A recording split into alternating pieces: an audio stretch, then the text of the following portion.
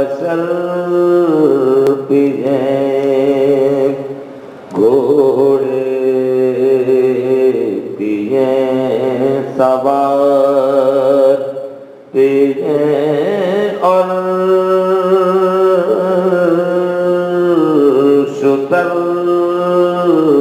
پیئیں جو تشنہ لب جہاں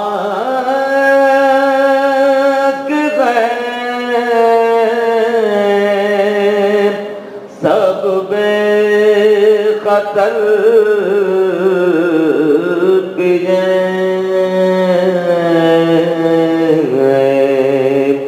یہاں تک کہ سب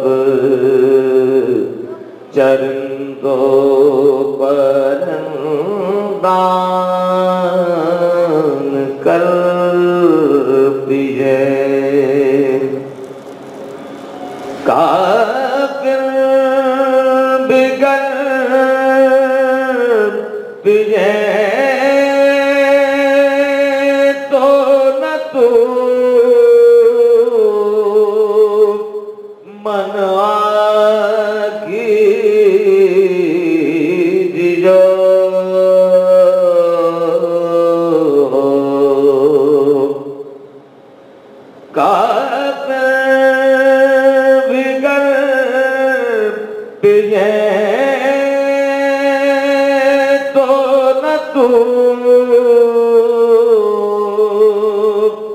منوا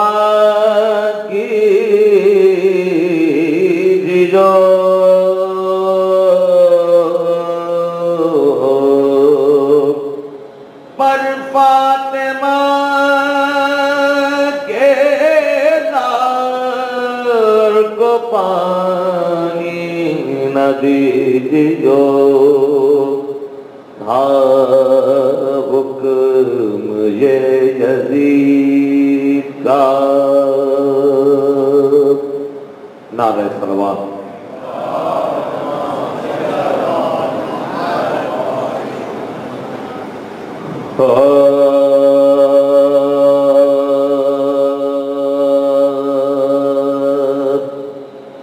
ایک دور سلامی دنیا کا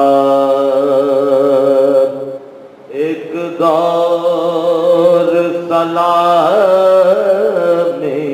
دنیا کا صدیوں میں ایسا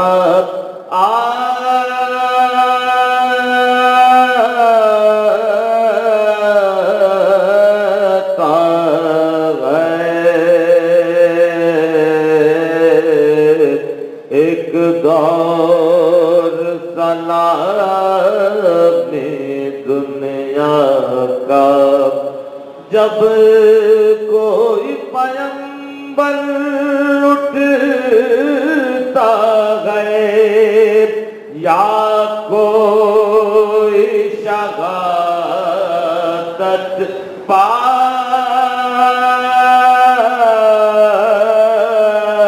پاتا ہے ایک دور سلامی دنیا کا اے نگر فرات اے نگر فرات افسوس کر اپنی قسمت پر اے نگر فرات اے نگر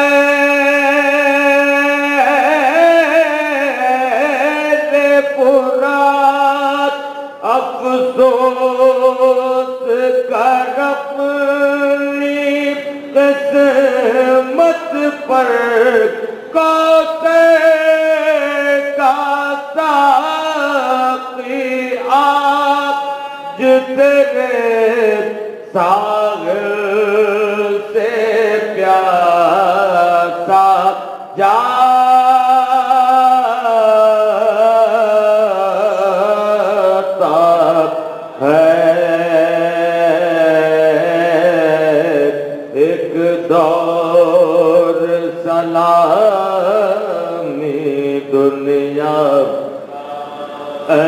بغیر خدا اس دنیا پر گرتی نہیں کیوں بجلی تیری، اے بغیر خدا اس دنیا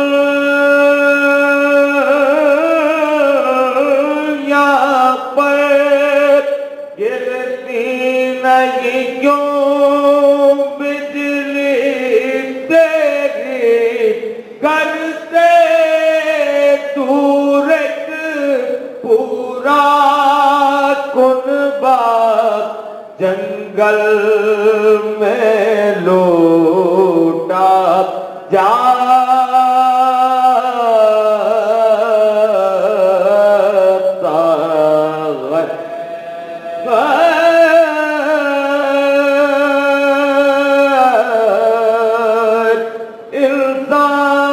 انسان تیرے پتھر دل میں کیوں درد نہیں انسانوں کا، انسان تیرے پتھر دل میں کیوں درد نہیں انسانوں کا، دکھ دیتا ہے مظلوموں کو، معصوموں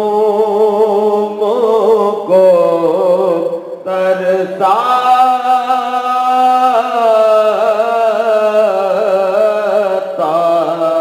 ہے۔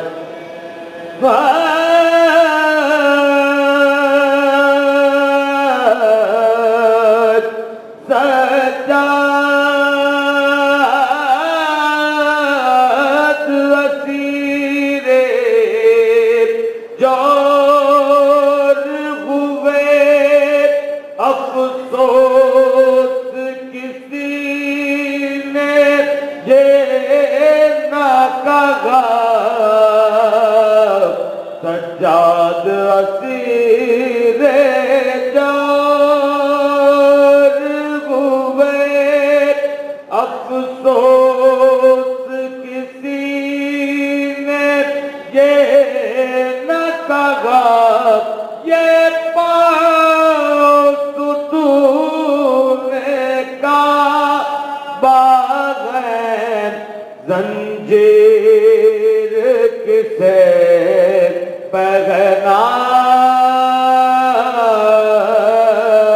پہناتا ہے، ایک دور سلامی دنیا کا فاتحہ۔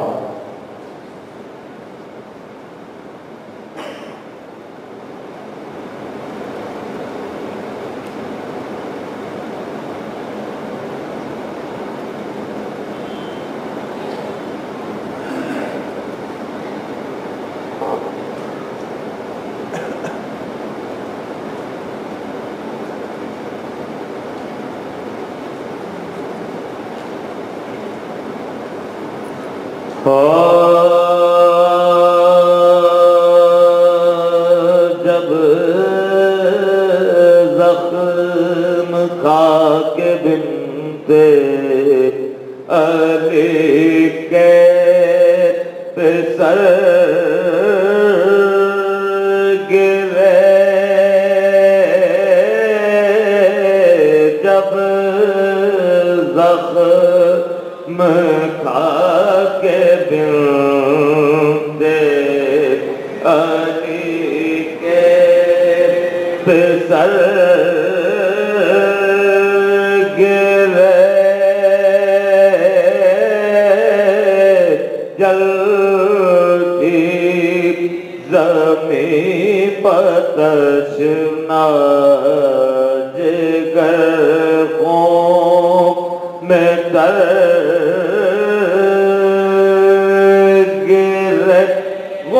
پڑ گیا کہ خاک پاک رش کے قمر گرے سن کر حسین قلب جگر تھام کر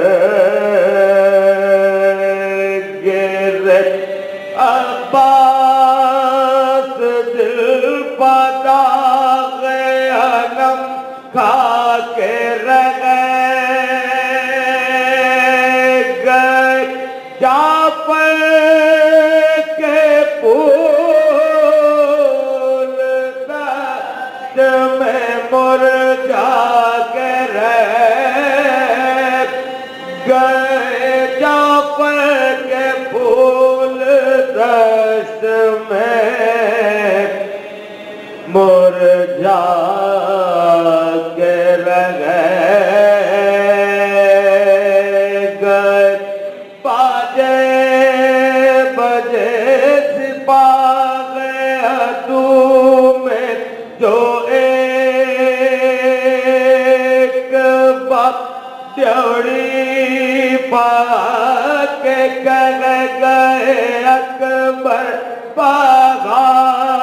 پاغال اے بیویوں میری پھوپھی اماں سے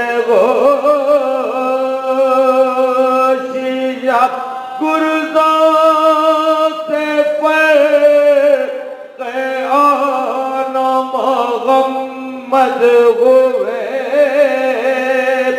فیگار گرزوں سے فرق آن محمد ہوئے فیگار آئے تھے ہم بھی صرف خبر کے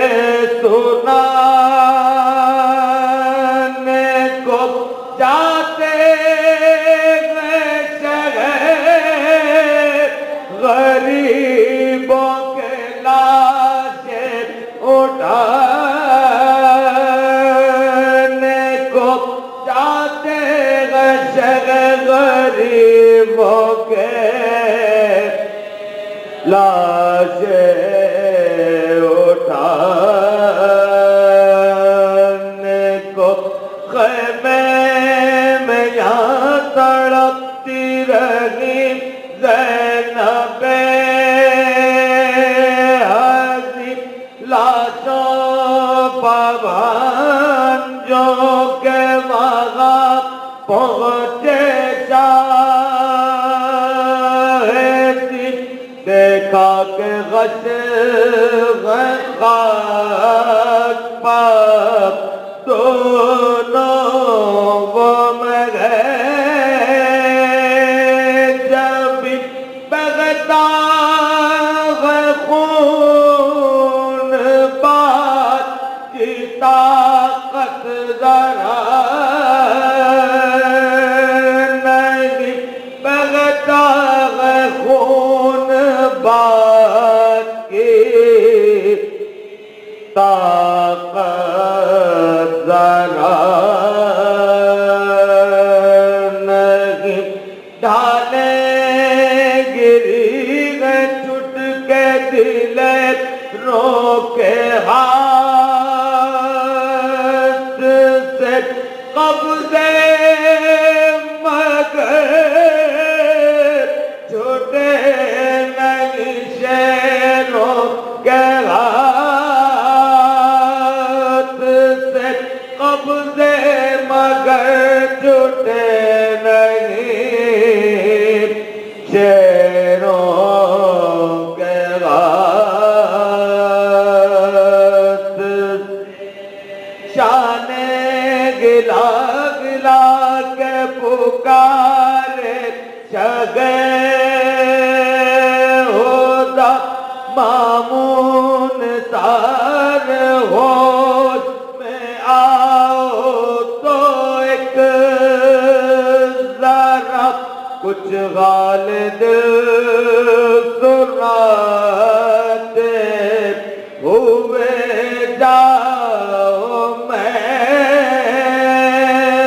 فدا یہ سن کے دونوں شیروں نے کیا کہ نیم وقت یہ سن کے دونوں شیروں نے کیا کہ نیم وقت دیکھا رخ امام تو گھبرا کے رہ گئے یاد آ گئی وہ بات کے تھرا کے رہ گئے یاد آ گئی وہ بات کے تھرا کے رہ گئے مولا نے پیار سے کہا غیر یہ کیا کیا لرزاں جسم کس کا تمہیں ڈر گئے میں فدا چہ کے قدم پکڑ کے پکارے وہ میں گئے لقب دھڑکا غمیں یہ گئے کہیں اماں نہ ہو خفا دھڑکا غمیں یہ گئے کہیں اماں نہ ہو خفا دغمت ہوئی ماں میں فلک بار گاہ کو سمجھے نہ وہ کہ ہم نے بلایا ہے شاہ کو سمجھے نہ وہ کہ ہم نے بلایا ہے شاہ کو جب زخم کا کے بنتے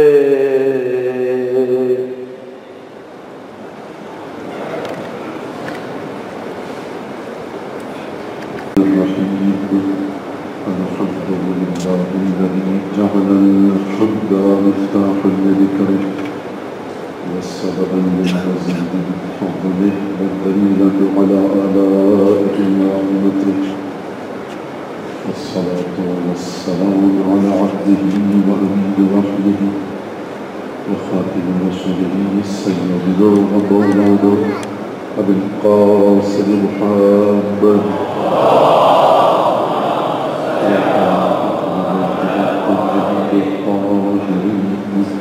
الذي أذهب الله قدره الرجس وطهره تطهيرا ويعبد على أعدائه أجمعين أما بعد فقد قال الله تبارك وتعالى في قرآنه المجيد وفرقانه الحميد وقوله الحق وهو أصدق القائلين أعوذ بالله من الشيطان الرجيم قل الله وذرهم في خوضهم يلعبون ورد محمد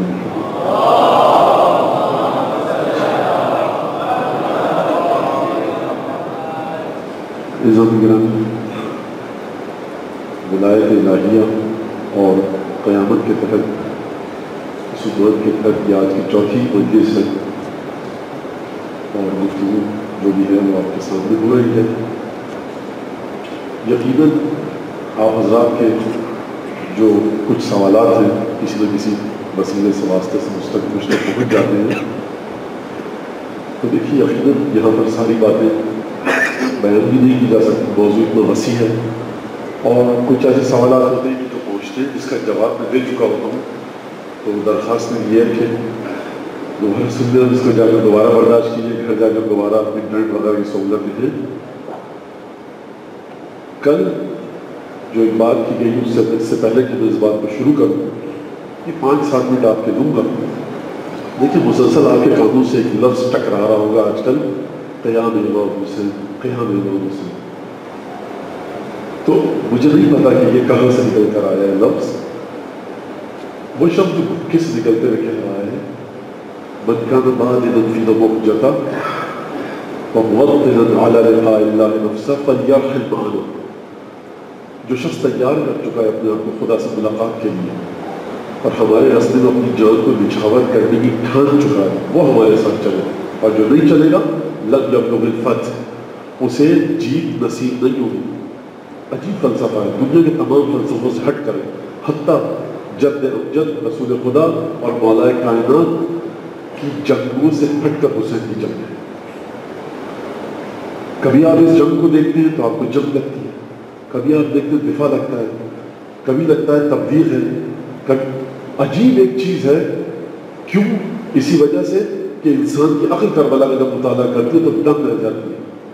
تو جو انسان کی کہہ رہا ہے کہ ہم جا رہے ہیں مرنے کے لیے، اسے آپ قیام کا لفظ کیوں استعمال کر رہے ہیں اس کے لیے؟ تاکہ دنیا کے ذہنوں میں یہ آئے کہ صاحب قیام تھا کوئی حکومت کے خلاف، اب یہ لوگ جو جمع ہو رہے ہیں یہاں پر یہ بھی حکومت کے خلاف. میں پھر عرض کر چکا ہوں کہ بیچارے یہ لوگ رونے کے لیے جمع ہوئے ہیں. امام حسین کے فضائل، مولا کائنات کے فضائل، رسول خدا کے فضائل، امہات المؤمنین کے تذکرہ، صحابہ کرام کا تذکرہ، قرآن حدیث، 4-5 آنسو بہاتے ہیں، فضائل سنتے ہیں اور اپنے گھر چلے جاتے ہیں. تو امام حسین کو کیونکہ مسلسل سلسلہ چل رہا ہے، رکنے کا نام ہی نہیں دیا صاحب. قیام حسین، قیام کیا امام حسین نے، قیام کیا. اپرائزنگ کہاں اپرائزنگ؟ یعنی غیر مسلموں تک کی نظر ہے اس بات پر. کیوں کہا جا رہا ہے مجھے نہیں سمجھ میں آ رہا کہ وہ شخص کہ جس نے ہر مقام پر دشمن کی بات مانی. عجیب بات ہے بڑی، اگر وہ ٹکراؤ کرنے جا رہا ہے ہر مقام پہ دشمن کی بات مان رہا ہے. صرف ایک بات نہیں مانی اس نے دشمن کی. جب مدینے میں بلایا گیا رات کے وقت بیعت کے لیے، جب خبر آئی کہ حاکم کا انتقال ہو چکا ہے، بلایا گیا تو امام نے اپنے ساتھیوں سے کیا کہا؟ ہمیں لگتا ہے کہ حاکم وقت کا انتقال ہو چکا ہے اور اس وقت یہ بات بیعت کی لکھی گئی ہے، بیعت کرو. یزید کی بیعت طلب کی گئی مدینے میں، یزید دمشق میں. امام نے کہا وہاں پر یہ نہیں کہا میں بیعت نہیں کروں گا، کہا ایسے کام دن کی روشنی میں ہوتے ہیں نہ رات کی تاریکی میں. اچھا جھوٹ نہیں، ایسا کام کرنا دن کی روشنی میں بلائیے مجھے سب کے سامنے، اس وقت پتہ لگے گا کہ مجھے کرنا ہے بیعت یا نہیں کرنی ہے. رسول خدا نے جب مکے کی فتح ہوئی، درود بھیجے محمد آل محمد،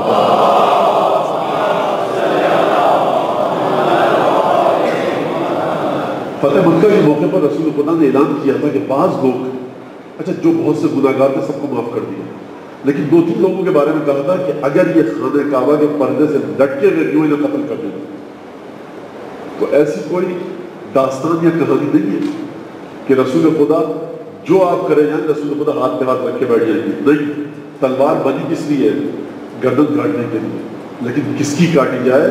اس طرح سے نہیں کہ جس طرح سے لوگ دھڑا دھڑ گردنیں کاٹنا شروع کر دیے اور ظلم اور استبداد کا بازار کر رہے. نہیں، طاقت کا استعمال ظلم کو روکنے کے لیے ضروری ہے. ایک شخص آیا جس کے بارے میں کہا تھا کہ اسے قتل کر دو. کیوں قتل کر دو؟ اس نے قرآن کی توہین کی تھی، اس نے رسول خدا کی توہین کی تھی، مذاق اڑایا تھا اور کہا تھا یہ جادوگر ہے، ساحر ہے، وہ تمام باتیں. ایک دفعہ رسول خدا کے پاس آ کر بیٹھا، گفتگو کرنی چاہیے، رسول خدا نے توجہ نہیں کی. دوبارہ گفتگو کرنی چاہیے، رسول خدا نے توجہ نہیں کی. تیسری دفعہ رسول خدا سے گفتگو کرنی چاہیے، رسول خدا نے پھر توجہ کی اور پھر وہ گفتگو ہوئی اور وہ اٹھ کر چلا گیا. رسول خدا نے وہاں پر بیٹھے ہوئے لوگوں سے کہا کہ تمہیں میرا حکم یاد نہیں تھا کہ میں نے کہا اسے قتل کر دینا؟ میں اس کا جواب نہیں دینا چاہتا تھا. اگر جواب دے دیتا تو میرا مورد خطاب واقع ہو جاتا. پھر یہ شان رسالت نہیں کہ جس کو مورد خطاب قرار دے دیا اس کی جان دی جائے. اللہ، یعنی سچ دیکھیے انسان. ایک صاحب میں بیٹھے تھے، کہا یا رسول اللہ یوں کر دیتے آپ، ہم کاٹ دیتے کر دیں. اللہ اکبر. جناب خطبی مرتبہ نے جانتے کیا جواب دیا؟ ان الانبیاء لا یقتلون بالاشارہ. یہ اشارے، کنائے، آنکھوں کے اشارے، بھووں کے اشارے، یہ سب انبیاء کی شان نہیں. انبیاء جو کام کرتے ہیں دن کی روشنی میں کرتے ہیں، کھلے بندوں اور کھلے الفاظ کے ساتھ. ملائے کائنات پر جب سازشوں کا الزام لگایا گیا کہ تمہارے ہاتھ خون سے رنگے ہوئے ہیں، تو مولا نے یہ جواب دیا کہ تم لوگ خود اچھی طرح جانتے ہو کہ اگر علی کو کسی کو قتل کرنا ہوتا، علی بلوائیوں کے ساتھ مل کر کسی کو قتل نہیں کرتا. علی کو قتل کرنا ہوتا کسی کو تو دن کی روشنی میں یہ کام کرتا. حسین بن علی جب جا رہے ہیں تو بتا دیا کہ دیکھو جو ہمارے ساتھ جائے گا اس کی جان ختم ہو جائے گی، خطرے میں ہے، جو مرنے کے لیے جا رہے ہیں، حکومت وقت سے ٹکرانے کے لیے نہیں جا رہے. کہاں پر قیام؟ مکے کو چھوڑا، ان کا لشکر ملا، پھر اپنے آپ کو اس راستے سے ہٹا لیا، کربلا میں اترے. یہ میں ہر سال اس بات کو عرض کرتا ہوں، لیکن ہر سال یہ باتیں کہی جاتی ہیں، اس لیے مجھے ہر سال دہرانا ہے. تو دیکھیے پھر لشکر پہ لشکر آ رہے ہیں، کبھی ٹکراؤ کی کوئی بات ہی نہیں، کوئی ٹکراؤ کی بات نہیں. شب عاشور آئی، 8 محرم آئی، پانی بند ہو گیا، نہر پر سے خیمے ہٹا لیے گئے. جنگ کرنے تھے، مٹھی بھر لوگ تھے. امام حسین کے ساتھ جو اصحاب تھے بہت بہادر تھے. یہ ایک آدمی 100 پر بھاری تھا. خیمے ہٹانے کو آ گیا، ہٹا دیتے خیمے. زمین حسین بن علی کی ملکیت تھی، 60,000 درہم میں خرید چکے ہیں بنی اسد سے. کہہ سکتے تھے کہ ہماری زمین ہے، نہر پر سے خیمے ہٹاؤ، ہٹا لیے. 7 8 9 مسلسل لشکر پہ لشکر آ رہے ہیں. امام حسین کی طرف سے ایک تیر نہیں چلایا جا رہا. صبح عاشور کے سر ساتھ نے یہ کہہ کر تیر چلایا کہ ابشر یا خیر اللہ، دیکھو اے اللہ کے لشکر، سب سے پہلا تیر حسین پر میں چلا رہا ہوں، لعنت ہو تیر چلانے والے پر. تو حسین بیٹھے کربلا، شب عاشور، لشکر آیا.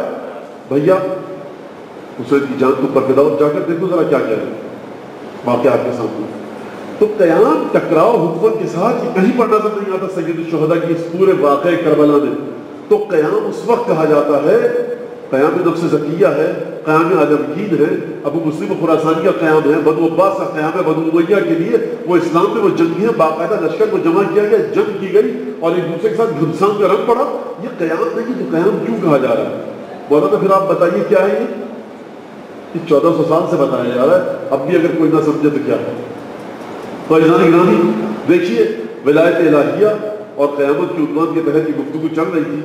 میں موضوع میں دوبارہ آ جاؤں، اس کے لیے ذرا تیاری کے لیے اور جناب سیدہ سے برکت طلب کرنے کے لیے بلند آواز سے ایک سلمان بھیج دیجیے.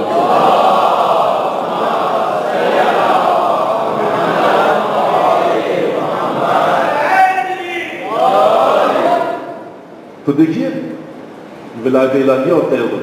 کل تک گفتگو کہاں پہ پہنچی کہ صرف نماز روزہ اور عبادتیں کافی نہیں ہیں. وہ لوگ کہ جو حتیٰ ساتھ تھے مسلمانوں کے، مومنین کے، اور ایسے مومنین کے کہ جو جنت میں گئے تھے.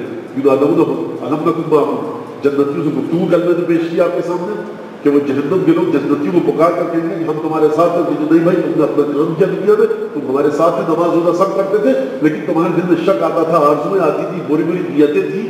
تو بری نیت کس کے بارے میں تھی؟ کیا کوئی بھی مسلمان کسی کے بارے میں اگر بری نیت رکھے تو کیا وہ جہنم میں چلا جائے؟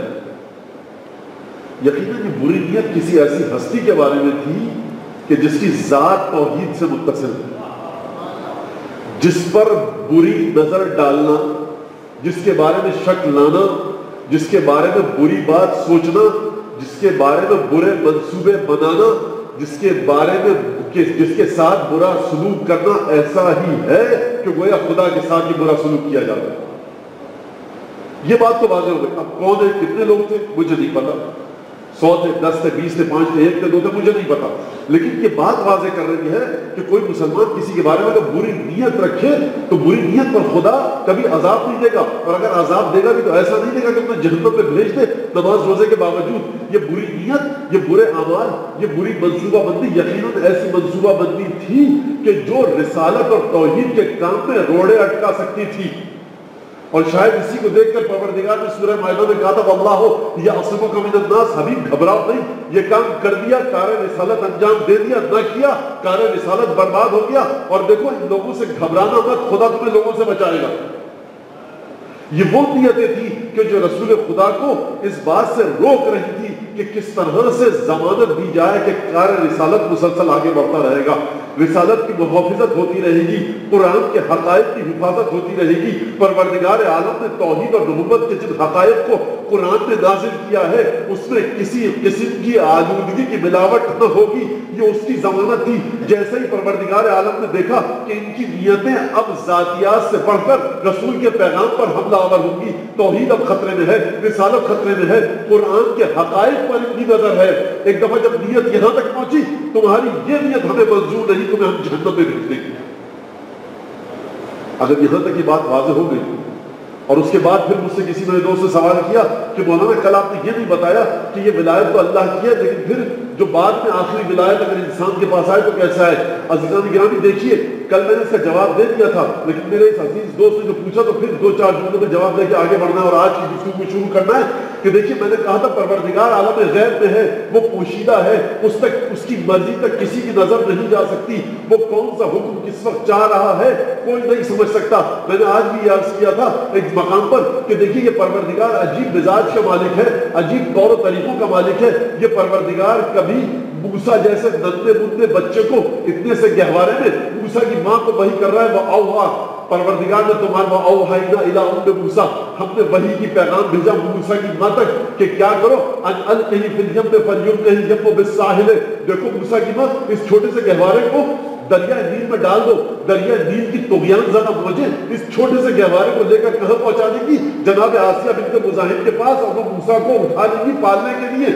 عجیب مزاج ہے پروردگار کا، چھوٹے سے گہوارے میں جس میں موسیٰ تھے وہ نیل کی طغیانیوں سے بچایا۔ اور یہ بھی آپ کو بتا دوں کہ دریائے نیل میں بڑے خطرناک قسم کے مگرمچھ ہوتے ہیں، اور مگرمچھ کسی انسان کو چھوڑتے نہیں ہیں، جو بھی خارجی جسم انہیں تیرتا ہوا ملے اس پر منہ ضرور مارتے ہیں۔ دریائے نیل کی طغیانی اور اس کے خطرناک جانور، نہ جانے کون سی ولایت تھی کہ جس نے مگرمچھوں سے ان کی طینت کو چھین کر موجوں کو قابو میں رکھ کر موسیٰ کے گہوارے کو اس انداز سے ہدایت کی کہ وہ جناب آسیہ کے ہاتھوں میں پہنچ جائے۔ لیکن یہی موسیٰ عجیب ہے، یہی خدا عجیب ہے کہ جب ایک دفعہ مزاج بگڑا اور بفرا، وہ فارت تنور، ہم نے نور کو دیا کہ دیکھو فَصْنَعِ الْفُلْكَ بِأَعْيُنِنَا وَلَا تُخَاطِبْنِي فِي الَّذِينَ ظَلَمُوا، اے تو اب طوفان آنے والا ہے۔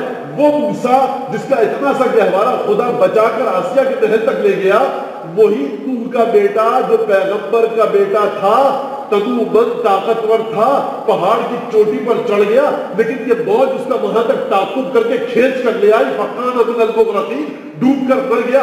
اس موج کو اتنی سرکشی عطا کی کہ نوح کے بیٹے کو پہاڑ سے کھینچ کر موت دے دے، اور اس موج کو اتنا رام کر دیا کہ ہلکورے لیتا ہوا پنگوڑا جناب آسیہ تک پہنچ گیا۔ یہ سلسلہ کیا ہے؟ اس مزاج الہی سے کون واقف ہے؟ کون بتلائے کہ دیکھو یہ موسیٰ کا گہوارہ ہے، خبردار قریب مت جانا، دیکھو یہ وہ موج آ رہی ہے جو طوفان نوح کی ہے، اس کے قریب مت جانا، اس کے قریب مت جانا، خدا اسے وہاں بھیجے گا، اس سے بچ کر ہمارے کشتی میں آ جاؤ۔ یہ کون بتائے گا؟ یہ کیسے پتہ لگے گا؟ توجہ کیجئے گا عزیزان گرامی، اگر کوئی انسان ہمارے درمیان ہم جیسا ہو، دو پیروں میں چلتا ہو، ساتھ میں ہمارے کھانا بھی کھاتا ہو، سوتا بھی ہو، آرام بھی کرتا ہو، جس تک ہماری رسائی ہو، اگر کوئی ایسا انسان پروردگار خلق کر کے اس زمین پر نہ بھیجے جس سے ہم پروردگار کے ارادے کو پوچھ سکیں، وہ بتلائے دیکھو یہ جو طوفان آ رہا ہے نا، بارش ہو رہی ہے، یہ معمولی بارش نہیں ہے، کشتی پہ چڑھ جاؤ، یہ بارش معمولی ہے۔ تو کوئی ایسا انسان ہونا چاہیے، ورنہ قیامت میں ہمارے پاس کیا حجت ہوگی؟ پروردگار ہمیں کیا پتا کہ یہ کشتی کیوں بن رہی ہے، یہ کون سا طوفان ہے، تو ہم کو ڈبانا چاہتا ہے یا زندہ کرنا چاہتا ہے؟ کوئی ایسا آدمی ہونا چاہیے بس، کیونکہ وہ پروردگار عالم غیب میں ہے، کل یوم ہوا فی شان، لمحہ بہ لمحہ، لحظہ بہ لحظہ پروردگار کا ارادہ بدلتا رہتا ہے، بدا آتی رہتی ہے۔ یمحو اللہ ما یشاء ویثبت وعنده ام الکتاب، کہ دیکھو پروردگار کبھی کسی چیز کو مٹا دیتا ہے لوح محفوظ پر، کبھی قسمتوں کا حال لکھ دیتا ہے۔ مسلسل پروردگار کی مشیت اور اس کا ارادہ چل رہا ہے کہ کبھی کسی چیز کو لکھتا ہے، کبھی مٹا دیتا ہے۔ پروردگار تو لوح محفوظ میں اپنے ارادے کو لکھ رہا ہے، کبھی مٹا رہا ہے، کبھی لکھ رہا ہے۔ ہم غریب مسکین بندے کیسے سمجھیں کہ اب تیرا ارادہ کیا ہے، تب تیرا ارادہ کیا ہوگا؟ جبریل ہم پر تو نہیں آتے، ضروری ہے اس کے لیے کہ کوئی ایسا بندہ ہو, کوئی ایسا انسان ہو کہ جس سے ہم رابطے میں رہیں, وہ ہمیں خدا کے ارادے کے بارے میں بتاتا رہے اور پروردگار عالم کے ارادے کو اس سے دریافت کرتے رہیں. اب کسی کے ذہن میں سوال نہ آئے مولانا آپ نے کیسے کہہ دیا کہ پروردگار کبھی کچھ سوچتا ہے کبھی کچھ سوچتا ہے. وہاں تو پروردگار کہہ رہا ہے وَلَن تَجِدَ لِسُنَّتِ اللَّهِ تَبْدِيلًا وَلَن تَجِدَ لِسُنَّتِ اللَّهِ تَحْوِيلًا قَدْ تَمَّتْ كَلِمَتُ رَبِّكَ صِدْقًا وَعَدْلًا. تمہارے پروردگار کے کلمات تمام ہو گئے صدق و سچائی کے ساتھ. پروردگار کے طور طریقوں میں کبھی تبدیلی نہیں آتی. وہاں قرآن کہہ رہا ہے تبدیلی آتی ہے اور آپ مولانا کہہ رہے ہیں کہ تبدیلی نہیں آتی اور آتی ہے. یہ چکر کیا ہے, آپس میں ٹکراؤ کیسا ہے؟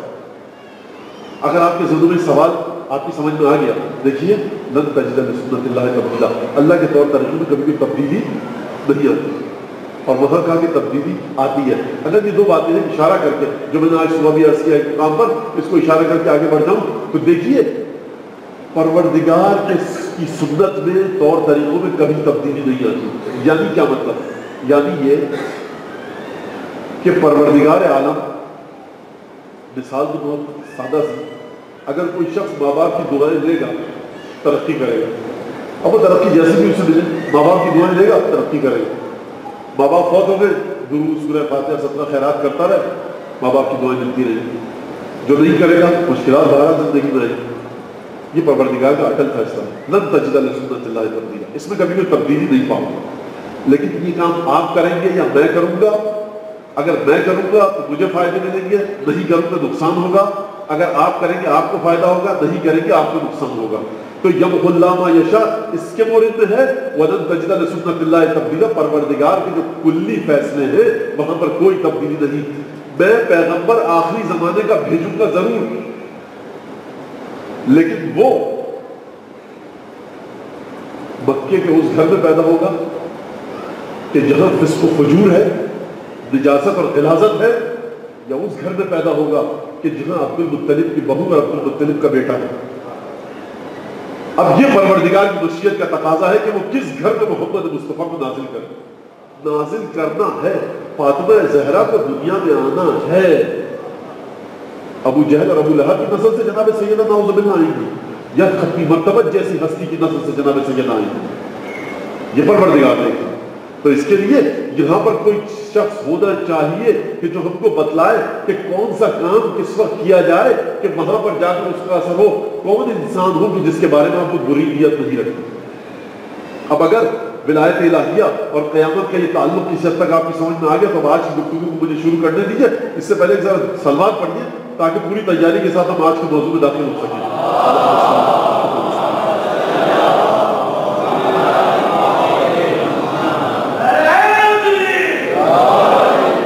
عزیزان گرامی دیکھیے, اگر ولایت الہیہ نہ ہو تو پھر اس کے بعد ولایت شیطان ہے.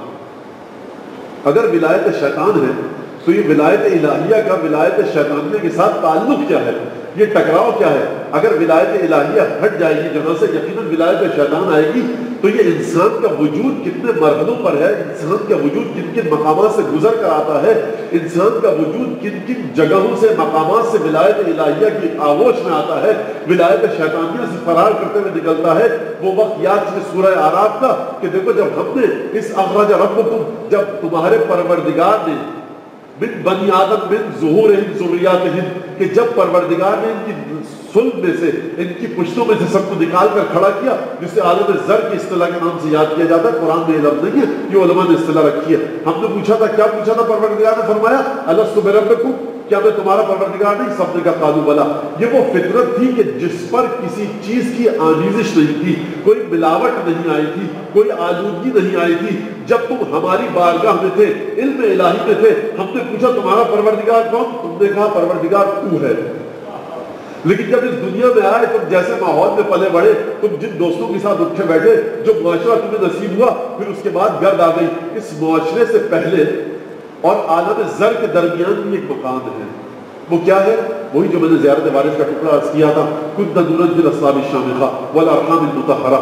وہاں پر کیسے کچھ لوگ ایسے ہیں کہ جن کے بارے میں یہ کہا جا رہا ہے كنت نورا في الاصلاب الشامخة والارحام المطہرہ, آپ طیب و طاہر اسلاب میں ہیں, آپ طیب و طاہر ارحام میں ہیں. یہ کیسے اپنے بطن مادر میں ولایت الہیہ کے تحت ہیں, کیسے ہیں؟ سوال ہے نا. دیکھیے آپ یہاں سے جائیے باہر نکل کے درود پڑھتے ہوئے جائیے, آیت الکرسی پڑھتے ہوئے جائیے, ذکر خدا کرتے ہوئے جائیے, سر جھکائے ہوئے نیچے, کوئی برا کام نہیں, سیدھے گھر گئے, آپ ولایت الہیہ کے تحت آ گئے. آپ گھر سے باہر نکلے, آپ نے مجلس میں جا رہا ہوں, وضو کیا, مغرب عشاء کی نماز پڑھی, جو صدقہ وغیرہ انسان گھر سے نکلتا ہے مستحب مکروہ, جو وہ تمام کام آپ نے کیا, آج گھر سے باہر یا آپ نے کوئی عمل کیا, آپ ولایت الہیہ کے تحت آ گئے. جو 3 دفعہ آیت الکرسی پڑھے, 3 فرشتے اس کی حفاظت کے لیے آ جاتے ہیں, تو آپ نے آیت الکرسی پڑھی, نکل گئے, آپ ولایت الہیہ کے تحت آ گئے. تو کوئی عمل کیا, آپ ولایت کے تحت آ گئے. اب ایک سوال یہاں پر ہے کہ یہ جو بچے ہیں جن کے بارے میں گفتگو ہو رہی ہے, متنورا فی الاصلاب الشامخہ والارحام المطہرہ, یہ طیب و طاہر ارحام میں ہیں, طیب و طاہر اسلاب میں ہیں. اور ایک عجیب بات دیکھیے, کوئی بچہ کسی طیب و طاہر, طیبہ اور طاہرہ ماں سے پیدا ہو, اس میں اس بچے کا کوئی کمال نہیں ہے. ماں متقی پاک باز عابدہ زاہدہ متقی خاتون, بچے کا کیا کمال ہے؟ سمجھ میں آ رہی, بچے کا تو کوئی کمال نہیں. لیکن جملہ جو آ گیا, لم تنجس الجاہلیۃ بانجاسہا, مولا آپ جس ماحول میں پیدا ہوئے تھے نا, وہاں جاہلیت کا دورہ تھا, لیکن رتی برابر جاہلیت آپ کو چھو نہیں سکی. بھائی اپنی ماں کی متقی عابدہ زاہدہ, پدر گرامی آئمہ معصومین, سب کے سب صلب طاہر رحم طاہر, لیکن یہ کیسے ہو رہا ہے کہ جب یہ بچہ دنیا میں قدم رکھا ہے تو زیارت وارثہ کہہ رہی ہے لم تنجس الجاہلیۃ بانجاسہا ولم تلبس المدلحمات من ثیابہا, نہ کسی تاریکی نے آپ کو چھوا, نہ کسی نجاست کی ہمت ہوئی کہ آپ کے پاس آئے. تو یہ کیسی ولایت الہیہ ہے کہ ابھی یہ بچہ دنیا میں آیا ہے, گواہی دی جا رہی ہے کہ دیکھو, نہ اس عالم میں کسی نجاست نے اس کو چھوا, نہ اس عالم میں کسی نجاست نے اس کو چھوا, نہ ولادت کے بعد چھوا, کیونکہ اس کا مقام یہ ہے. تو کہا جائے گا والسلام علی یوم ولدت و یوم اموت و یوم ابعث حیا. ہم وہاں پر بھی طیب و طاہر تھے, شکم مادہ میں بھی طیب و طاہر تھے, زندگی گزاری طیب و طاہر تھے, اور قیامت میں اٹھائے جائیں گے تو طیب و طاہر ہوں گے. یہ کیسے ولایت الہیہ جو اپنے اندر سمیٹے ہوئے ہیں؟ سوال ہے یہ میرا, کیسے, وجہ کیا ہے اس کے لیے شیطان کی آپ کو گفتگو پڑھنی پڑے گی قرآن میں جا کر خدا سے. جب پروردگار, یہاں تک بات واضح ہو گئی نا کہ دیکھیے کیسے ولایت الہیہ کچھ لوگوں کو اپنے اندر سمیٹ دیتی ہے. مسئلہ یہ ہے شیطان کا کہ جب پروردگار عالم نے شیطان کو خلق کیا, وہ تمام واقعات آپ کے سامنے ہیں, تو اگر یہ ہے تو گستاخی, میری عادت نہیں ہے, لیکن میں کیا کروں کہ پیچھے جو اب لوگ آ رہے ہیں ان کو جگہ آپ ہلکے سے اگر جو بیٹھے تھوڑا سا آگے سرک جائیں, میں بہت شکر گزار ہوں گا اللہ کا. آپ سمجھیں وہاں پیچھے جگہ میں تو آنے کافی ہے, بس آپ آ جائیں ذرا سا, کیونکہ وہ بعض لوگ وہاں پیچھے بیٹھے ہیں. بہت شکریہ. درود بھیجیے محمد علیہ محمد.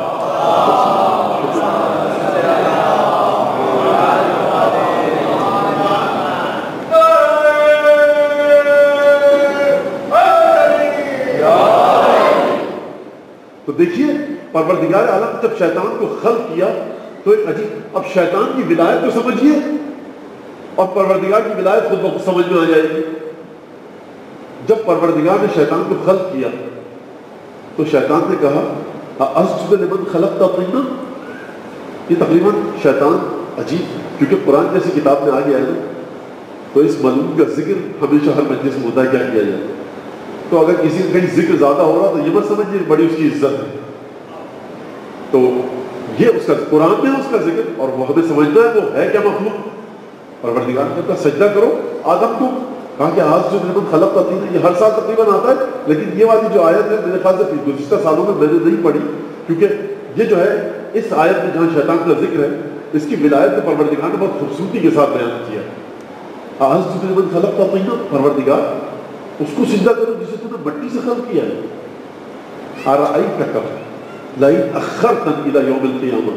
پروردگار ایک بات مجھے بتاؤں, عجیب انداز سے گفتگو کر رہا ہے, میرا خیال یہ تو یہ سمجھتا ہے, تو یہ کر سکتا ہے لئن اخرتنی الی یوم القیامہ, اگر تم مجھے قیامت کے لیے مہلت دے دے, لاحتنکن ذریتہ الا قلیلا, میں اس کی نسل کو بھٹکاؤں گا, الا قلیلا, تھوڑے سے لوگوں کو, بہت کم لوگوں کو نہیں بھٹکاؤں گا, باقی پوری نسل کو آدم کی بھٹکاؤں گا. تو نے آدم کا مجھ سے مقابلہ کیا.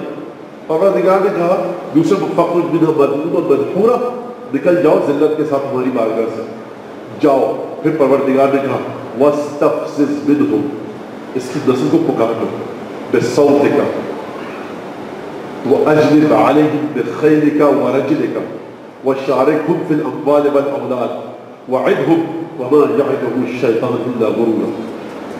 اچھا پروردگار بڑا قریب ہے، شیطان جیسی کوئی ہستی بھی ہے اگر اس سے کچھ مانگے دے دیتا ہے، کہ پروردگار مجھے مہلت دے، قیامت تک کے لیے اس کی ذریت کو بہکاؤں گا، اس کی نسل کو بہکاؤں گا، تھوڑے سے لوگوں کو نہیں بہکاؤں گا. تو پروردگار نے کیا کہا؟ پروردگار نے کہا ٹھیک ہے تجھے جو کرنا ہے کر لے، اور بڑا پریسائز لفظ اس کے لیے میں یوز کروں کہ آپ مجھے اجازت دیجئے جو جھک تجھے مارنی ہے مار لے، میں دیکھتا ہوں تو کرے گا کیا. یہ طاقت ہے پروردگار کی. اللہ قلیلا، دیکھ تو نے اگر یہ کیا لَأَمْلَأَنَّ جَهَنَّمَ مِمَّن تَبِعَكَ، میں جہنم کو بھر دوں گا. تو مجھے اس بات سے ڈر آتا ہے کہ تیری اطاعت کرنے والے کم ہو جائیں گے. مجھے اپنی اطاعت نہیں چاہیے، ایک آدمی ہو لیکن بھرپور اعتماد کے ساتھ، پورے ایمان کے ساتھ میری عبادت کرو. مجھے قلت اور کثرت سے مت ڈرا، میں پروردگار ہوں. لَأَمْلَأَنَّ جَهَنَّمَ مِمَّن تَبِعَكَ، تیرے پورے نسل اور اولاد کے ساتھ جہنم کو بھر دوں گا. تو کثرت کو مت دیکھیے، شیطان شروع میں کہہ چکا ہے بس تھوڑے سے کو نہیں بہکا پاؤں گا. تو کوئی اگر کثرت کے ذریعے کسی چیز کو ثابت کرتا ہے تو دین ووٹنگ کے ذریعے ثابت نہیں ہوتا، دین آیات قرآنی کے حقائق کے ذریعے ثابت ہوتا ہے. اچھا ٹھیک ہے. وَاسْتَفْزِزْ عَلَيْهِمْ بِصَوْتِكَ، پکار نے اپنی طرف جس کو پکارنا ہے تجھے.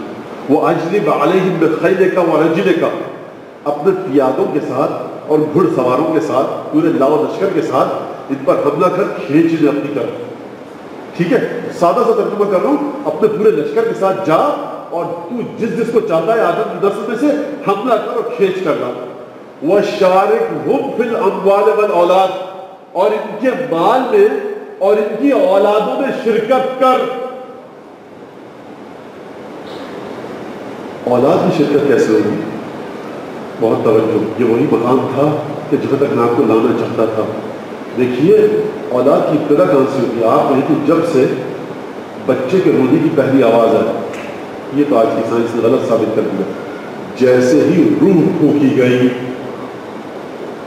وہاں پر شیطان کی شرکت کا تصور ہے. یعنی کوئی یہ نہ سمجھے بچہ بڑا ہو کے اس نے شیطانی کام شروع کر دیے. یہ جب سے رحم مادر میں تھا کچھ کام ایسے ہیں. بھائی پروردگار کہہ رہا ہے شارکہم فی الاموال والاولاد، ان کے مالوں میں شرکت کر، ان کی اولادوں میں شرکت کر. ابھی بچہ بطن مادر میں ہوگا.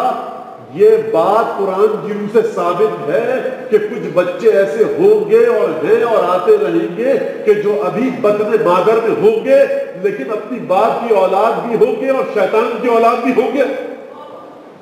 قرآن کہہ رہا ہے نا شارک فی الاموال والاولاد، شرکت کر، مشارکت کر جا کر. اب یہ کیا ہے؟ مخاطب دعائیں ہیں ساری کو دیکھیے، جا کر پڑھیے آپ. اللہم لا تجعل فی الشیطان لہو نصیبہ. پروردگار جس اولاد کی اب آغاز ہو رہا ہے نا میرے ہاتھوں، پروردگار لا تجعل للشیطان فیہ نصیبہ، اس میں شیطان کا کوئی نصیب قرار مت دے. انسان مفادی پڑھتا ہے تو سمجھ میں آتی کہ اس دعا کا تعلق شارکہم فی الاموال والاولاد سے ہے. یہ مت سمجھیے کہ اولاد کی پیدائش اور اولاد کی بنیاد رکھنا ایک بہت سادہ سا مسئلہ ہے. نسل انسانی کے تسلسل کو آگے بڑھانا بہت سادہ سا مسئلہ ہے. شارکہم فی الاموال والاولاد، شرکت کرے، تم شرکت کر جا کر ان کے مال میں اور ان کی اولاد میں. اب کس طرح سے اپنی اولاد کو بچایا جائے کہ شیطان ہماری اموال اور ہماری اولاد میں شرکت نہ کرے. اچھا یہاں پر یہ بھی بات کر دوں میں کہ ہماری عادت ہے ہم عام انسانوں کی بہت جلد فتویٰ دے دیں. کسی کا بچہ بے نمازی ہے، مولانا نے کہہ دیا شیطان بھی شریک تھا. حضور دیکھیے نہ میں خدا ہوں نہ آپ خدا ہیں، نہ میرا نام 14 معصومین میں ہے نہ آپ کا. ہم کلی گفتگو کرتے ہیں، کسی شخص کے بارے میں ہمیں کسی بھی آیت کو فٹ بٹھانے کا کوئی حق نہیں. یہ کام 14 معصومین کا ہے، انہی کو کرنے دیجیے. تاریخ گواہ ہے کہ جس نے بھی معصومین کے کام میں دخل دیا بڑا ذلیل ہو کر وہ دنیا سے گیا. تو یاد رکھیے یہاں پر آیات کی کلی گفتگو ہو رہی ہے. اپنے دل کی بھڑاس مت نکالیے آیات کے ذریعے. یہ بھی ایک مسئلہ ہوتا ہے کہ جہاں کوئی چیز پتہ لگی اور بیچارے کسی کو دیکھ لیا کوئی نماز نہیں پڑھتا، روزہ نہیں رکھتا، دین کے معاملے میں تھوڑا سا کمزور ہے، ڈھیلا ہے، اس پر آیات کو فٹ کرنا شروع کر دیا، حدیثوں کو فٹ کرنا شروع کر دیا. مولانا آپ کے بارے میں کہہ رہے تھے. ارے حضور مولانا پیچھے نہیں پتا کیا ہو رہا ہے، مولانا کسی کے بارے میں کیسے کہہ سکتے ہیں؟ یہاں آیات پڑھی جا رہی ہیں اور اس کا ترجمہ. خدا کے لیے یہ سب اس طرح کے سرٹیفکیٹ بانٹنا معاشرہ بند کر دے. جس کا نامہ اچھا لگے، جس کے مسائل اچھے لگے، سچا محب اہل بیت بھی ہے. ایسی کوئی داستان نہیں. سچا محب کون ہے؟ یہ وہی جانتے ہیں کہ جو پردے کے پیچھے ہے. اس وقت ایک درود بھیجیے محمد آل محمد.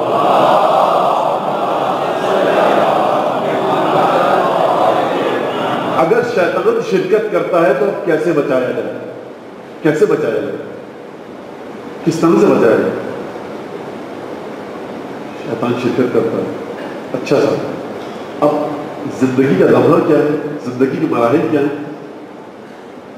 ان دونوں پروردگار نے سورہ حدید الحیات الدنیا، یہ جو دنیاوی زندگی ہے نا، لعب و لہو و زینت و تفاخر بینکم و تکاثر فی الاموال والاولاد کمثل غیث اعجب الکفار نباته ثم یہیج فتراہ مصفرا فیکون حطاما.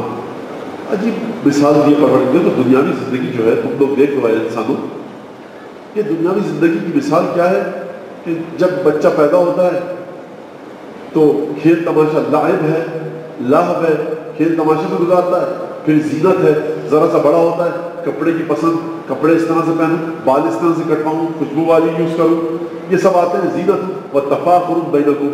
اور پھر جب زیادہ مزید بڑا ہوتا ہے تو اپنے ساتھ رہنے والوں پر فخر کرتا ہے، میری یہ چیز اچھی، آپ کی وہ چیز خراب، آپ کی وہ چیز اچھی، میری یہ چیز خراب. تو ایک معاشرے کے اندر دوڑ میں لگ جاتا ہے. وہ تکاثر فی الاموال والاولاد، اور اولاد کی کثرت، مال کی کثرت، یہی کہتا ہے انسان.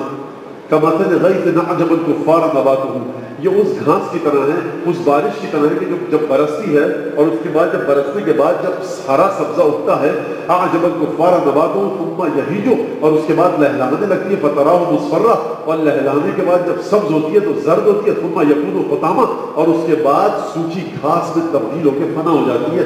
جس طرح سے گھاس بارش کے بعد اگتی ہے، ہری ہوتی ہے، لہلہاتی ہے، پھر دوبارہ زرد ہو کے سوکھ کے ختم ہو جاتی ہے. تمہاری زندگی بھی ایسی ہے. گھاس کا اور تمہاری زندگی کا فرق کیا ہے؟ کس بات پہ اتنی اکڑ ہے؟ کس بات کا اکڑ ہے؟ یہ قرآن فرما رہا ہے کس بات کا اکڑ ہے. اچھا اگر یہ زندگی ہے، اس کا مطلب یہ ہے کہ قرآن نے کہا تھا نا بشارکوا فی الاموال والاولاد، اس کا مطلب یہ کہ جب مرحلہ آئے گا، بچہ دنیا میں پیدا ہوگا، شرکت شیطان ہوگی. جب لعب کی منزل پر ہوگا، شرکت شیطان ہے. لہو کی منزل پر ہے، شرکت شیطان ہے. جب زینت کر رہے ہیں ہم اپنے لیے تو ہم شرکت شیطان میں آ سکتے ہیں. جب تفاخر اور فخر اور مباحات اور غرور کر رہے ہیں تب شیطان کی شرکت میں آ سکتے ہیں. یہ ہے پیدائش کے بعد کی زندگی جہاں پر شیطان کی ولایت آ سکتی ہے. یہی کہا نا شیطان نے شارکوا فی الاموال والاولاد، ان کی اولاد میں شرکت کرو. اس سے پہلے کیا کی؟ انا خلقنا الانسان من سلالۃ من طین، سورہ مومنون کی ابتدائی آیت. اب یہ بھی یہاں بات آ گئی تو بتا دوں، دیکھیے ایک ہے سورہ مومنون اور ایک ہے سورہ مومن، دونوں میں فرق ہے. لیکن سورہ بنی اسرائیل اور سورہ اسراء ایک ہی سورہ ہے. یہ بھی اکثر بچے پوچھتے ہیں نوجوان اعمال کرتے وقت کہ مولانا سورہ بنی اسرائیل سورہ اسراء، تو یہ بھی آپ پتہ لگ گیا آپ کو اسی بہانے. یہ سورہ مومنون کی پڑھ رہا ہوں میں، سورہ مومن نہیں. سورہ مومن جہاں تک مجھے یاد پڑتا ہے 40واں سورہ، سورہ مومنون 23واں یا 22واں سورہ ہے. تو سورہ مومنون میں پروردگار عالم ارشاد فرما رہے ہیں کہ دیکھو لقد خلقنا الانسان من سلالۃ من طین، ہم نے انسان کو مٹی سے بنایا. ثم جعلناہ، ہم نے اس کے بعد فی قرار مکین، نطفے سے خلق کیا اور اسے ایک محفوظ مقام پر رکھا، رحم مادر میں، شکم بطن مادر میں رکھا. فخلقنا النطفة علقة، ہم نے نطفے کو خون کے لوتھڑے میں تبدیل کیا، بلڈ کلاٹ میں تبدیل کیا. فخلقنا العلقة مضغة، ہم نے بلڈ کلاٹ کو تبدیل کیا گوشت کے لوتھڑے میں. فخلقنا المضغة عظاما، ہم نے اس گوشت کے لوتھڑے کو تبدیل کیا ہڈیوں میں.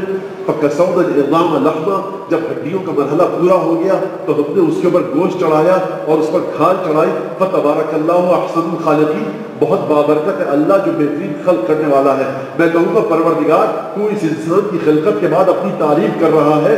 یہ جو تیری تعریف ہے تو وہ آیت کہاں گئی کہ جب تو نے یہ فرمایا تھا سورہ حدید میں کہ دیکھ شارکہم فی الاموال والاولاد، اے شیطان جا کر ان کی اولاد میں شرکت کر. یعنی کوئی شخص یہ نہ سمجھے بات کہ یہ میری اولاد ہے. ہو سکتا ہے کہ کوئی ایسا کام ہو گیا ہو کہ جس کے ذریعے شیطان نے اولاد میں شراکت کی ہو. پروردگار اب میرا تجھ سے یہ سوال ہے کہ تو نے نطفے کو خون کے لوتھڑے میں تبدیل کیا، خون کے لوتھڑے کو گوشت میں تبدیل کیا، گوشت کو تو نے ہڈیوں میں تبدیل کیا، ہڈیوں پر تو نے گوشت لگایا، گوشت پر کھال چڑھائی. یہ 6 مرحلے شکم مادر میں، 6 مرحلے شکم مادر سے باہر آنے کے بعد. تو اس کا مطلب یہ ہے کہ ہر مرحلے پر جب حیات اپنے مراحل کو طے کر رہی تھی شیطان شریک تھا. قرآن نے کہا نا شارکوا فی الاموال والاولاد، لیکن یہاں پر قرآن کی دوسری آیت آئی ان عبادی لیس لک علیہم سلطان.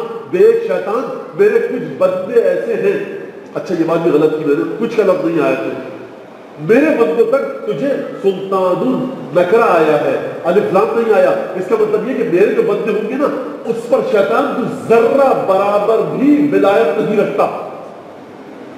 اس کا مطلب ہے کچھ بندے ایسے کہ جن پر ذرہ برابر شیطان کی ولایت نہیں ہے۔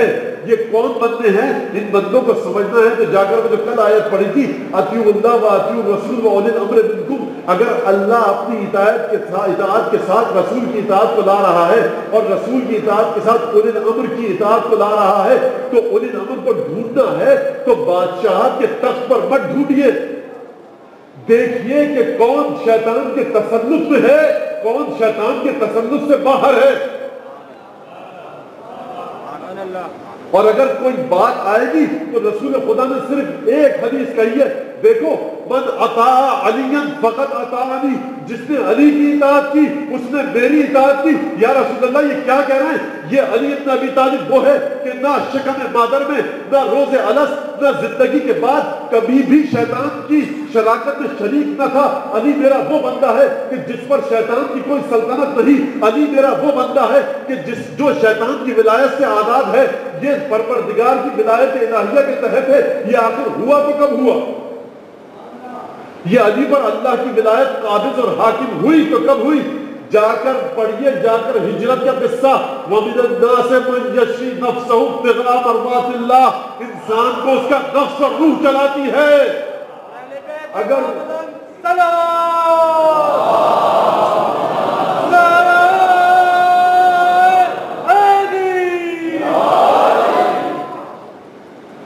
بھائی انسان کو اس کی روح چلاتی ہے، آپ کی روح، آپ کا نفس آپ کو حکم دیتا ہے کہ پیاس لگی، پیاس کا احساس شعور نے کیا، شعور نے دماغ کو پیغام بھیجا اور میں نے گلاس اٹھا کر پانی پیا۔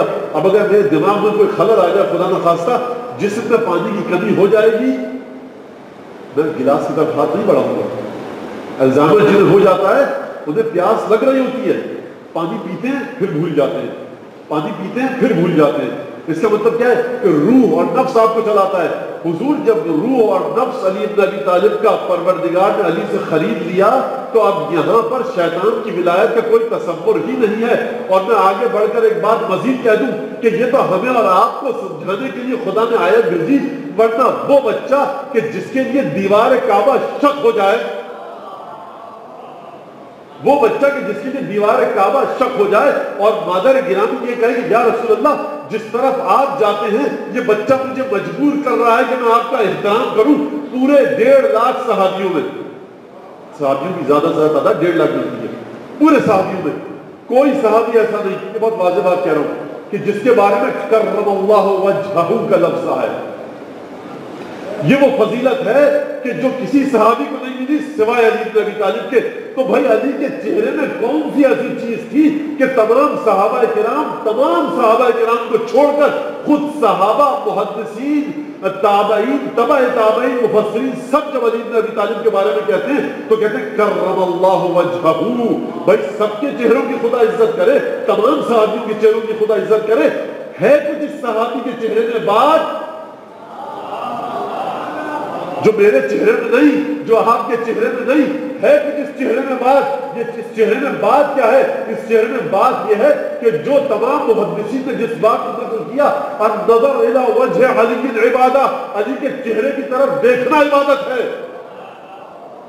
یہ عزت خدا نے علی کے چہرے کو دی تو صحابہ نے کہنا شروع کیا کرم اللہ وجہہ۔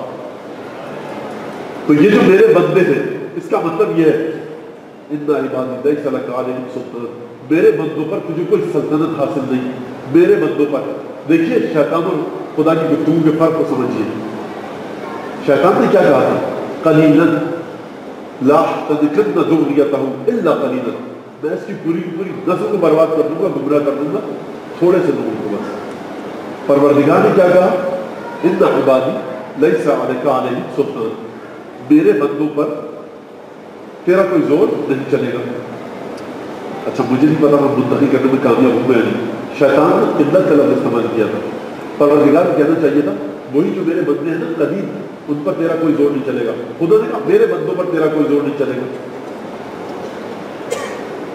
آپ سب خدا کے بندے ہیں، میں بھی خدا کا بندہ ہوں، اچھا میں اپنی بات کروں، شیطان کا ایک دو دفعہ نہیں، دسیوں ہزاروں کروڑوں دفعہ زور چل چکا ہے مجھ پر. پروردگار کہہ رہا میرے بندوں پر تیرا زور نہیں چلے گا. میں تو خدا کا بندہ ہوں، کئی دفعہ نہ جانے کروڑوں دفعہ کتنی دفعہ شیطان بہکا چکا ہے مجھے. آیت کہہ رہی ہے میرے بندوں پر تیرا زور نہیں چلے گا، اور ہم سب خدا کے بندے ہیں، ہم پر تو زور چلتا ہے. تو یہ آیت جھوٹی نہیں ہو سکتا. یا ہم جھوٹ بول رہے ہیں کہ ہم پر شیطان کا زور چلا ہے، ہم پر تو چلا ہے. سب سامنے بیٹھے ہیں، ہم غیر معصوم ہیں. خدا کہہ رہا ہے میرے بندے. اس کا مطلب یہ ہے کہ نگاہ مشیت، لسان مشیت، لسان قدرت اپنا بندہ مانتی ہی اس کو ہے کہ جس کی ذات میں سوائے خدا کے کوئی اور نہ ہو. ہم اور آپ تو ایک فضول خرچی ہے. بغل ایک صاحب کارخانہ قدرت کی فضول خرچی ہے ہم لوگ. وہ خود بنی نوع انسان کا تمثل ہو رہا ہے. ہم اور آپ کہاں پر ہیں، کس ڈیجٹ میں ہیں؟ نہ ڈیسیمل کے اس طرف ہے نہ اس طرف ہے، کچھ نہیں ہے ہم لوگ. اتنا عبادی جو میرے بندے ہوں گے، جو میری بندگی کو کرتے ہوں گے، ان پر تیرا کوئی زور نہیں چلے گا. اب دوبارہ میں آپ کو اسی آیت کی طرف سورہ نساء کی لے کے جاؤں گا کہ دیکھیے اس کا مطلب یہ کہ خدا کے کچھ بندے ایسے ہیں. شیطان نے کہا تھا قلیلا، خدا نے کہا میرے بندوں پر تیرا کوئی زور نہیں چلے گا. اس کا مطلب ان بندوں پر کوئی زور نہیں چلے گا. کس لحاظ سے کوئی زور نہیں چلے گا؟ آیت قرآن ہے ان عبادی لیس لک علیہم سلطان، سلطان رتی برابر. افکار میں بھی تو کچھ نہیں بگاڑ سکتا. عقائد میں اے شیطان تو ان کے عقائد میں بھی داخل نہیں ہو سکتا، ان کے اعمال میں نہیں داخل ہو سکتا. کبھی ایسا ہو سکتا ہے کہ نماز پڑھیں تو دکھاوے کے لیے نہیں کر سکتے. کبھی ایسا ہو سکتا ہے کہ کوئی کام کریں نہیں تو ریا کے لیے کریں، نہیں ہو سکتا. کبھی ایسا ہو سکتا ہے کوئی عبادت چھوڑ نہیں، نہ قول میں، نہ فعل میں، نہ افکار میں، نہ جسم میں، نہ روح میں. ان کے زندگی کے کسی بھی گوشے کے لحاظ سے شیطان کبھی ان پر قابو پا ہی نہیں سکتا. اب اگر کوئی ایسا بندہ ہے خدا کا تو خدا کو چاہیے کہ اس کا ذکر کرے کہ دیکھو اطیعوا اللہ و اطیعوا الرسول و اولی الامر منکم. میں جب حکم دیتا ہوں تو وہ حق ہوتا ہے، رسول جب حکم دیتا ہے میرے حکم کو تم تک پہنچاتا ہے وہ حق ہوتا ہے. یاد رکھنا اب رسول کا حکم تمہیں اسی کے ذریعے ملے گا کہ جس کی ذات میں شیطان کا شائبہ بھی نہ ہو. جب بھی تمہیں کوئی ایسا انسان ملے سمجھ جانا کہ وہ تمہارا سرپرست ہے. تو اب سمجھ میں آئی جو کل میں نے آیت پڑھی تھی کہ تمہارا ولی اللہ ہے، اس کا رسول ہے. اور وہ لوگ ہیں کہ جو زکوٰۃ دیتے ہیں رکوع کے بارے رکوع کی حالت میں. تو کسی صاحب کا میں نے قول نقل کیا تھا کہ انہوں نے کہا رکوع کا مطلب یہ نہیں کہ لٹرلی وربلی آپ رکوع کے اندر ہو، بلکہ اس کا مطلب یہ ہے کہ پورے صدق نیت سے آپ زکوٰۃ دیں. تو صدق نیت کی بھی اگر آپ بات کر لیں تو ہے خدا کے کچھ بندے ایسے کہ جو پروردگار فرما رہا ہے کہ دیکھو یہ جو کام بھی کریں گے صدق نیت سے کریں گے. اب جا کر ڈھونڈنا ہماری اور آپ کی ذمہ داری ہے کہ خدا کے کون سے بندے ایسے ہیں کہ جو کام وہ کرتے ہیں پوری صدق نیت سے کرتے ہیں، ان کی نیت میں کسی شیطانی تصور کا شائبہ نہیں ہوتا. جیسے ہی کوئی ایسا انسان آپ کو ملے گا لازم اور واجب ہے کہ آپ اس کی اطاعت کریں، آپ اس کی ولایت کو مانیں، آپ اس کی امامت کو مانیں، اور رسول کے بعد اس کو وہی درجہ دیں جو رسول کی عصمت کا تھا، جو خدا کی عصمت کا ہے. جس طرح سے رسول کی زبان پاک و صاف و طیب و طاہر ہے، اس انسان کی زبان بھی طیب و طاہر و پاک و صاف ہونی چاہیے. کیوں؟ کیونکہ پروردگار ذمہ داری لے رہا ہے. اگر ایک بندے کی بات ہوتی تو پروردگار ایک بندے کی بات کرتا اپنے حبیب کی. خدا نے کہا وہی قلیل جو ہے نا انہیں ہی میں صرف اپنا بندہ سمجھتا ہوں، باقی تم لوگ تو میرے بندوں کی فہرست میں آتے ہی نہیں ہو، میرے بندوں کی فہرست میں نہیں آتے. جا کر دیکھیں تاریخ میں کس طرح سے چھٹے امام امام جعفر صادق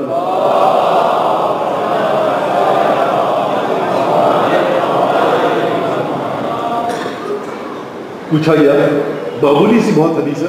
اچھا معمولی کا مطلب بہت کم الفاظ ہے، مطلب معمولی مطلب حیثیت کیا ہے جو معمولی کو الفاظ بہت مختصر. اب فتح کا لفظ بہت سن چکے ہیں آپ لوگ مختلف شعر و اشعار میں، دوہوں میں. اس میں جب رسول اللہ من فتح، یہ فتح کا معنی کیا ہے؟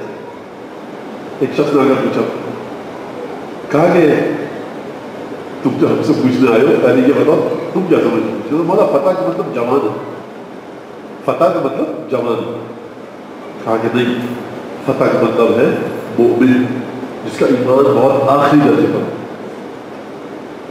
پوچھنے والا دانا سمجھتے تھے جب رسول اللہ کہاں سے، یہ بات کیسے؟ دیکھیے ہمیں سکھایا جا رہا ہے کہ فرزند رسول کے سامنے اگر ہے تو دلیل پوچھو، یہ اور بات ہے کہ دلیل سمجھائیں گے، آپ دلیل ضرور پوچھو وہ سمجھائیں گے۔ کہا کہ تم نے قرآن نہیں پڑھا؟ کہا جب رسول قرآن میں کہا، کہا سورہ کہف نہیں پڑھی؟ کہا پڑھی۔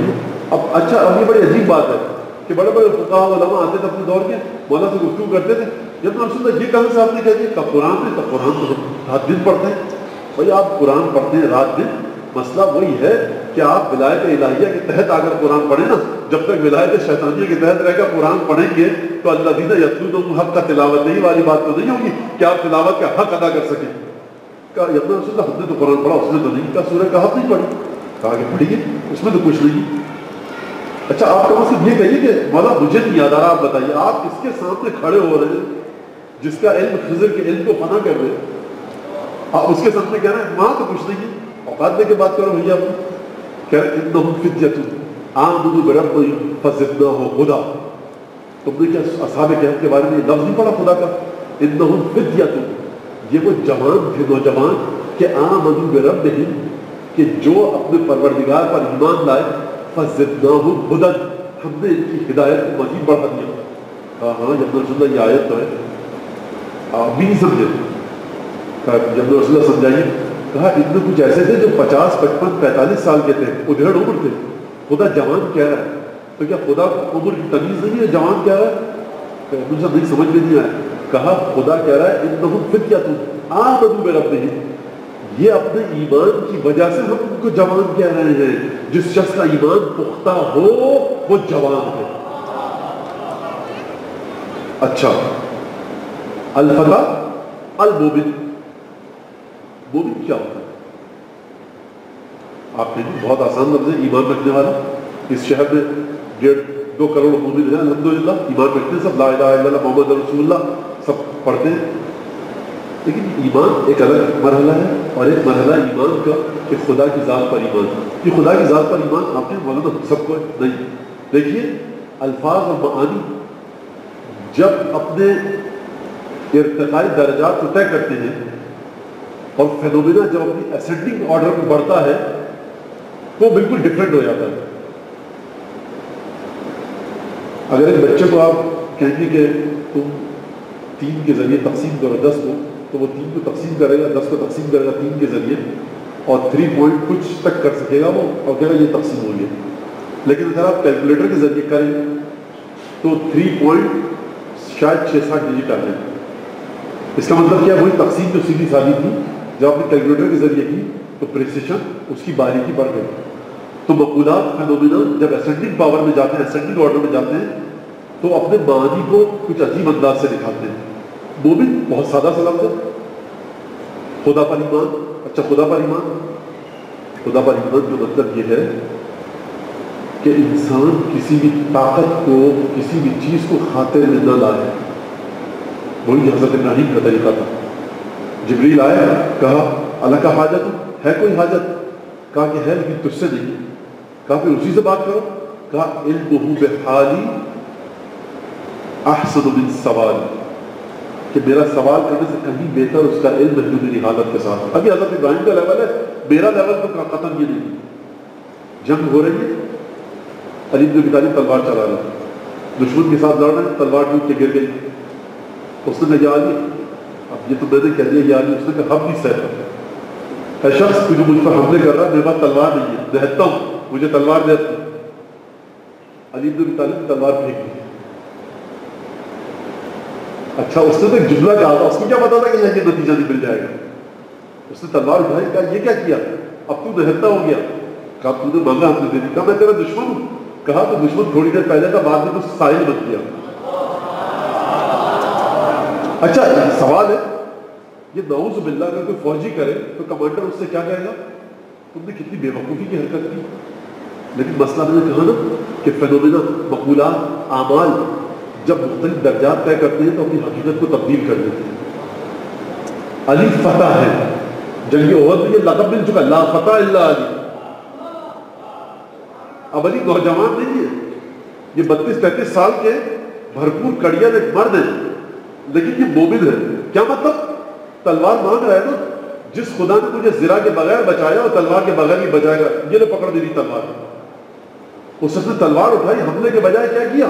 کہا کہ اشہد ان لا الہ الا اللہ واشہد ان محمد رسول اللہ صلی اللہ علیہ وسلم. درود بھیجی محمد علیہ.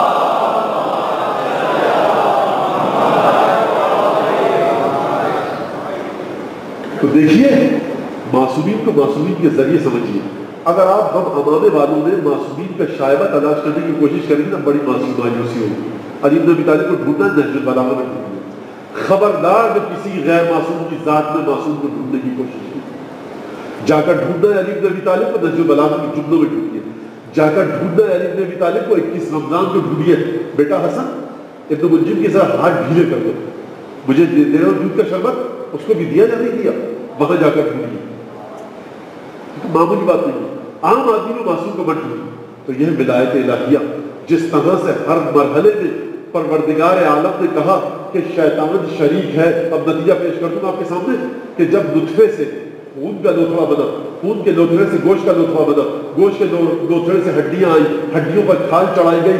یہاں پر شیطان کو شرکت کرنی ہے نا، شیطان کو اجازت مل چکی ہے نا، اجازت ملی ہے نا شیطان کو کہ ان کی اولاد میں جا کر شرکت کرو. اور اولاد کا مطلب یہ نہیں ہے کہ جب ولادت کا وقت متوقع ہو تو اس وقت شرکت کرو. اولاد اس وقت شروع ہو جاتی ہے اولاد کہلوانا کہ جب شکم مادر میں وہ نطفہ منعقد ہوتا ہے اور روح پھونکی جاتی ہے، اس وقت اولاد کہلانے کے لائق ہوتی ہے.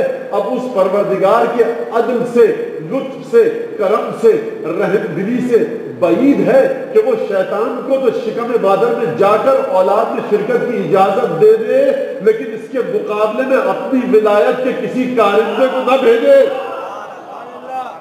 اس کا مطلب یہ ہے کہ ہے کوئی ولایت کہ جو پروردگار عالم کے اذن سے جب ہمارے بچے شکم مادر میں ہوتے ہیں، ادھر سے شیطان کی ولایت چل رہی ہوتی ہے، ادھر سے خدا کی ولایت چل رہی ہوتی ہے. دیکھو اسی لیے تو ہم کہتے ہیں کہ جب بطن مادر میں بچہ ہو تو جا کر زیارت عاشورہ پڑھو. یہ بتانے کا مقصد یہ ہے اس شیطان کی ولایت کے مقابلے میں اگر کوئی ولایت ہے تو فاطمہ کے بچوں کی ولایت ہے، فاطمہ کے شوہر کی ولایت ہے، فاطمہ کے پدر گرامی کی ولایت ہے. اگر کوئی ولایت ہے تو رسول کے آخری بیٹے کی ہے جو پردہ غیب میں ہے. یہ اسی کی طاقت ہے جو اس شیطان کو روک سکتا ہے کہ جس شیطان نے آدم کو شکست دے دی.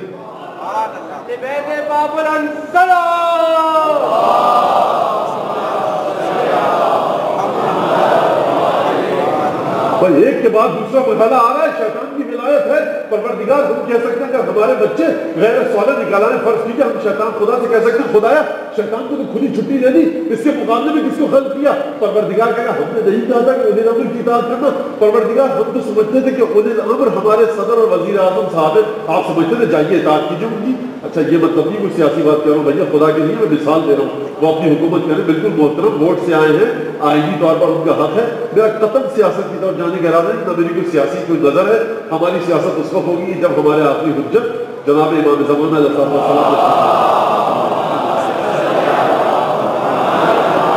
وہ محترم ہے. ملک کا انتظام چلانے کے لیے مولا کائنات نے فرمایا کہ ایک امیر ہونا چاہیے، ملک کا انتظام چلانے والا ہو. بالکل وہ طور طریقہ اپنا وہ کام کر رہے ہیں، کرنے دیں ان کو، ان کے لیے دعا بھی کریں. لیکن میں مثال دے رہا ہوں کہ اولی الامر کا جو لفظ ہے وہ ہستی کی جس کی اطاعت اور ولایت ساتھ ہے پروردگار کے. دیکھو ہم نے کہا تھا نا، اگر ہم کل جا کے پوچھے پروردگار تم نے کہا تھا شارکوا فی الاموال والاولاد وعدهم وما يعدهم الشیطان الا غرورا، شیطان کے دعویٰ، شیطان کے وعدے سوائے جھوٹ کے ڈھکوسلے کے اور کچھ نہیں ہے. پروردگار شیطان کو تو کھلی چھٹی دے دی، اس کے مقابلے میں کس طاقت کو رکھا؟ اور تم نے شیطان کو یہ طاقت بھی دی انه یراکم هو وقبیلہ من حیث لا ترونهم. دیکھو شیطان اور اس کے چیلے تمہیں دیکھ رہے ہیں، تم ان کی نگاہوں کے نیچے ہو، تم ان کو نہیں دیکھ سکتے، وہ تمہیں دیکھ رہے ہیں. پروردگار تو کوئی ایسی طاقت بھی تو ہوتی جو شیطان کو اس انداز سے قابو کرے کہ شیطان پس کر رہ جائے. کوئی ایسی طاقت ہے تو پروردگار کا جواب آئے گا ہم نے اپنی اطاعت کے ساتھ جس کی اطاعت کو متصل کیا تھا اگر اس کو ڈھونڈ لیتے تو تمہاری اولاد میں شیطان شریک نہ ہوتا. ہم نے کہا تھا نا اطیعوا اللہ واطیعوا الرسول، اللہ کی اطاعت کرو، رسول کی اطاعت کرو. اور اس کے ساتھ ہم نے کیا کہا تھا؟ وَأُولِي الْأَمْرِ مِنْكُمْ. چوتھی تو کوئی چیز ہم نے نہیں گنائی تھی نا. چوتھی ولایت کس کی تھی؟ شیطان کی تھی. اللہ، رسول، اولی الامر کی ولایت سے اگر ہٹو گے تو شیطان کی ولایت تک جاؤ گے. اب ڈھونڈو جا کر ایسے انسان کو کہ جس کی ذات میں سوائے خدا کے کوئی اور نہ ہو، وہی انسان تمہیں شیطان کی ولایت سے بچا کر لے جائے. درود بھیجے محمد آل محمد.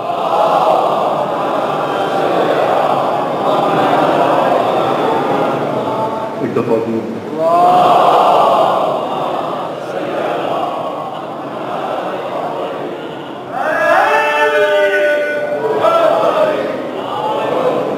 اور دیکھیے یہ ولایت کام کیا کرتی ہے. یہ ولایت دکھتی ہے ہمیں کب کہ جب حسین بن علی کے ساتھ 12-13 سال کے بچے مرنے کے لیے تیار نظر آتے. کیا مطلب ہے اس بات کا؟ یعنی بالکل اسی طرح سے میدان میں جا رہے ہیں جیسے ابو الفضل عباس، جیسے شہزادہ علی اکبر. یہ بچے 13-14 سال کے بچے جناب زینب کے شہزادوں کا ذکر ہے. لیکن جب جناب زینب کے شہزادوں کا ذکر آتا ہے تو ان شہزادوں کے مسائل میں یقیناً، لیکن اس سے پہلے خود میرے ذہن میں جناب زینب کا جو پوری زندگی وہ سامنے آ جاتی ہے کہ جب 3 برس کی تھی رسول خدا کا جنازہ دیکھا، رات کی تاریکی میں ماں کے تابوت کے پیچھے چلی، پھر اس کے بعد بابا کا سر شکافتہ دیکھا، بھائی حسن کو تشن خون کی قے کرتے دیکھا، اور پھر جو آخری غم ہوا ہے نا زینب پر درپیش اس شہزادی پر، عجیب، یعنی صبح سے شام تک لاشیں، حسین کا امتحان روز عصر عاشور ختم ہو گیا، زینب کبریٰ کا امتحان یہاں سے شروع ہوا. 3 سال کی تھی جناب زینب، رسول خدا کے پاس گئی، کہا یا رسول اللہ ایک عجیب خواب دیکھا ہے، بہت ڈر بیٹھ گیا دل میں. کہا بیٹا کیا خواب دیکھا ہے؟ کہا یا رسول اللہ دیکھا ایک بہت اناور درخت ہے، میں اس کی چھاؤں میں بیٹھی ہوں، طوفان آیا، وہ درخت جڑ جو پڑ گیا. اس کے بعد میں اس درخت کی ٹہنیوں پناہ میں گئی، اس کی ٹہنیاں ختم ہو گئی. اس کے بعد میں اس کے پتوں کی پناہ میں گئی، پتے بھی ختم ہو گئے. یا رسول اللہ میں بے آسرا رہ گئی، کوئی میرا مددگار نہیں تھا. اس خواب کی تعبیر بتائی. رسول خدا سمجھیے جناب زینب کی عظمت کو سمجھیے. 3 سال کی بچی ہے جناب زینب. رسول خدا بتا رہے ہیں بیٹا زینب دیکھو یہ جڑ اکھڑی ہے نا، کہ تمہارا نانا سب سے پہلے تم سے جدا ہوگا، پھر جو ٹہنیاں ہیں تمہاری ماں فاطمہ اور علی تم سے جدا ہوں گے، پھر اس کے بعد جو پتے ہیں وہ تمہارے دونوں بھائی حسن اور حسین وہ تم سے جدا ہوں گے. 3 سال کی بچی کو رسول خدا خواب بتلا رہے ہیں. سلام ہو ہمارا جناب زینب کو نہیں، جناب زینب کی قدموں کی خاک کو سلام. یعنی اس شہزادی کے مرتبے کو کوئی شاید ہی درک کر پائے سوائے معصوم. اور دیکھیے ایک دفعہ غم ہوتا ہے، بابا علی مرتضیٰ کا شکافتہ سر دیکھا، بھائی حسن کو دیکھا، اگر حسین کی شہادت دیکھ لیتی یہ بھی غم تھا.